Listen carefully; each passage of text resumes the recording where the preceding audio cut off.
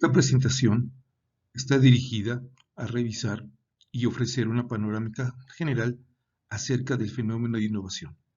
Está basado en la lectura de Feyerabend de 2005. En el trabajo de este autor se identifican 5 grandes temas que han sido parte de la discusión en la agenda económica a lo largo de los últimos 40 años para tratar el fenómeno de la innovación. El primero de estos temas es enfatizar la distinción entre el concepto de invención y el concepto de innovación, como señalamos al comienzo. La invención se distingue de la innovación en que la primera no pasa la prueba del mercado. ¿Esto qué significa? Que para convertirse en innovación es fundamental dos cosas. El que sea posible la producción de un bien o un servicio, y segundo, que pueda ser colocado en el mercado y aceptado por los consumidores.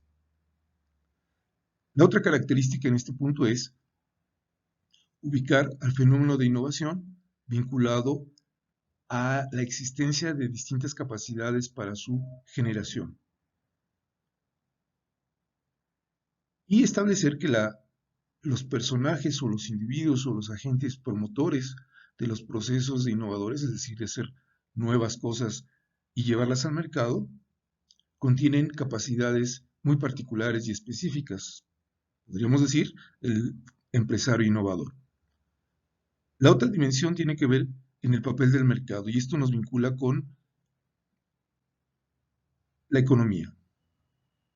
O sea, ¿por qué la innovación es importante desde el punto de vista de la disciplina económica? Porque el peso del mercado es fundamental para que una innovación pueda ser viable. De ahí la relevancia del estudio, entre otras cosas, de este fenómeno. Y el último es que la innovación, como ya comentábamos cuando veíamos que es un proceso en el tiempo, tiene características de contar con trayectorias continuas que a veces se vuelven en saltos, y también las innovaciones representan fenómenos de conocimiento acumulativo. En el punto anterior, valdría la pena señalar los siguientes aspectos, que en la literatura que se ha venido desarrollando ya han sido identificados algunos aspectos importantes. Primero, ¿qué tipos de innovación o cómo se clasifican? Y este es un planteamiento derivado del análisis de Schumpeter.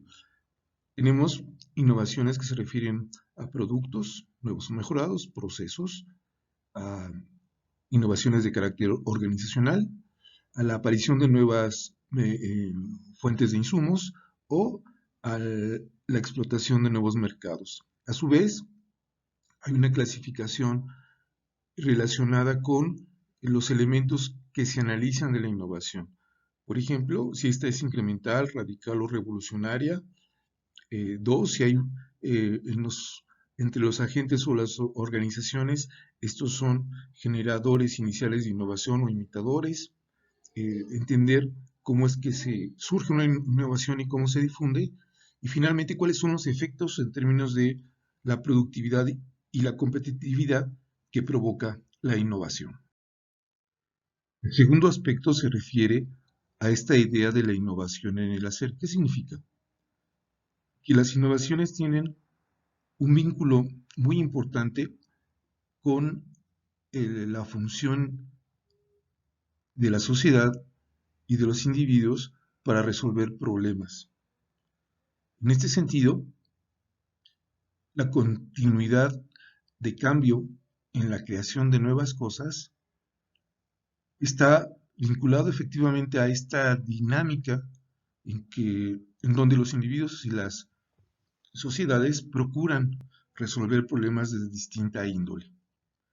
A su vez, que el fenómeno de la innovación es un fenómeno consciente, por supuesto, que tiene algún objetivo, que es un fenómeno no aleatorio, es decir, no está gestado por un proceso al azar, Y si bien es un fenómeno consciente y no aleatorio, también tiene otra cualidad, que las decisiones para innovar están fuertemente asociadas a condiciones de incertidumbre respecto a los resultados de esos esfuerzos. A pesar de ello, los individuos y las comunidades definen mecanismos que les permita traducir esfuerzos de innovación a través de rutinas, las cuales están basadas en conocimiento previo y que el uso de los recursos que se emplean para el proceso innovador no están vinculados de ninguna manera con procesos de optimización.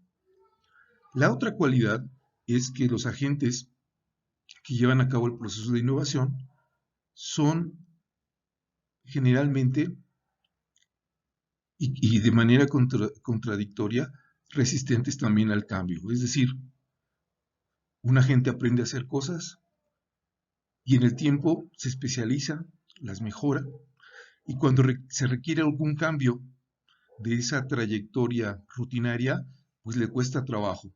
Es parte de este propio fenómeno. Y la última, el último rasgo de esta caracterización es que efectivamente los esfuerzos de innovación, sus resultados en el mercado, a pesar de ser inciertos y de alto riesgo, generan un alto premio económico a los agentes que impulsan la innovación. El tercer aspecto se refiere a la naturaleza sistémica de la innovación. ¿A qué se refiere esto? Fundamentalmente, que la generación de nuevas cosas tiene como eje que es un resultado de la participación de distintos individuos y colectivos, sean privados o públicos, sean empresas, sean industrias, sectores, sean otras instituciones no directamente relacionadas con la actividad económica, como son las universidades o los centros de investigación, así como la sociedad civil. El otro rasgo es que el proceso de innovación y sus resultados está alimentado por fuentes internas y externas a la actividad económica, internas y externas a una empresa. Por ejemplo, para generar un bien, una empresa como una armadora de autos depende de sus conexiones con proveedores para el desarrollo de piezas. También, en este sentido, el papel del Estado en la construcción de instituciones que apoyen, fomenten y estimulen la innovación se vuelve muy importante. Y otros dos últimos puntos que se refieren a las inversiones que deben de desarrollarse en infraestructura física y, y de otra índole, como por ejemplo los sistemas de comunicación o las conexiones para los sistemas de Internet, que son claves para promover externalidades al desarrollo de innovaciones y, como habíamos comentado, las condiciones que ciertos espacios territoriales tienen. Punto número 4. La innovación, de manera intrínseca, es un fenómeno que varía en el tiempo y en el espacio. Es decir, la innovación es un proceso que debe de explicarse en distintas fases en el tiempo, pero también la determinación y uso de innovaciones tiene particularidades o especificidades a nivel de una empresa, de una industria o una región. También que la innovación tiene un comportamiento cíclico.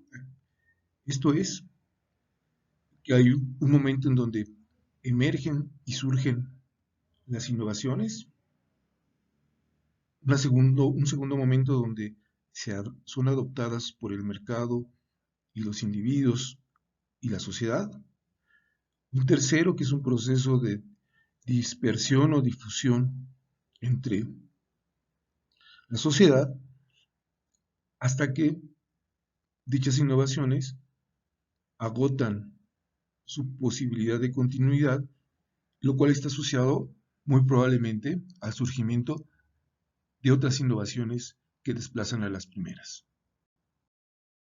El quinto aspecto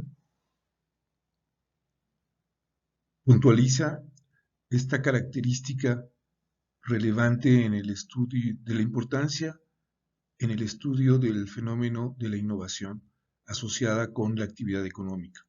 Y es esta caracterización de que las innovaciones, que son una forma de inversión, tienen un impacto fundamental en la construcción de nuevas oportunidades para los agentes económicos y cuyos resultados se prevé siempre tengan un impacto positivo, no solamente en el crecimiento económico, sino también en el desarrollo social. Es decir, no solamente mejorará las condiciones de eficiencia o productividad o competitividad, sino también se espera que tenga importantes impactos en la calidad de vida de la población. Finalmente, entre los temas relevantes que se derivan de la agenda sobre los estudios de la innovación, podemos ubicar los siguientes. Primero, al considerar la innovación como un proceso articulado y sistémico, pues se vuelve importante estudios desde la perspectiva de sistemas o de redes. También la acotación de los espacios físicos o territorios son clave para identificar por qué en ciertas zonas se desarrollan más innovaciones que en otras. La siguiente se refiere al papel de las organizaciones como entes activos y promotores de la innovación. Cuarto, al fenómeno relacionado con el proceso de generación de nuevo conocimiento. Y finalmente, el papel que tienen las instituciones y sus instrumentos como las políticas de innovación y ciencia y tecnología en el desarrollo y alentador de generar sociedades del conocimiento o sociedades proclives a la innovación. Y finalmente que en esta agenda, pues el estudio del fenómeno innovador debe de ser visto desde ángulos, como decíamos, de carácter interdisciplinario. Simplemente es decir que eh, basar el estudio de la innovación desde eh, meramente visiones economicistas no será suficiente. De ahí la relevancia y complejidad de este fenómeno tan importante para nuestra sociedad hoy en día.